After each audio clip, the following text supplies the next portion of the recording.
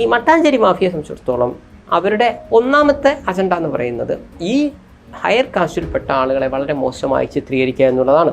ഇവരുടെ ഏത് സിനിമ എടുത്തു കഴിഞ്ഞാലും നമുക്കത് പെട്ടെന്ന് മനസ്സിലാവും ഇതാണെന്ന്. ഓക്കെ, അപ്പോൾ ഈ പെർട്ടിക്കുലർ സിനിമയിൽ അവരുടെ അജണ്ട അവർ കാണിക്കുന്നുണ്ട്. പിന്നെ ഇപ്പോൾ ലാലേട്ടൻ്റെ സിനിമ വന്നു കഴിഞ്ഞാൽ ഏറ്റവും കൂടുതൽ ഡീഗ്രേഡ് ചെയ്യുന്നത് മട്ടാഞ്ചേരി മാഫിയ എന്നാണ്. മട്ടാഞ്ചേരി മാഫിയയുടെ സിനിമകളിൽ എങ്ങനെ അറിയാൻ പറ്റും എന്ന് ചോദിച്ചു കഴിഞ്ഞാൽ, മട്ടാഞ്ചേരി മാഫിയയുടെ സിനിമകളിൽ ലാലേട്ടൻ ഉണ്ടാവാറുണ്ടോ, ബിജു മേനോൻ ഉണ്ടാവാറുണ്ടോ, ഉണ്ണിമുകുന്ദൻ സാർ ഉണ്ടാവാറില്ല. അപ്പോൾ 2014 മുതൽ ഇത്തരം സിനിമകൾ വരുന്നു. 1.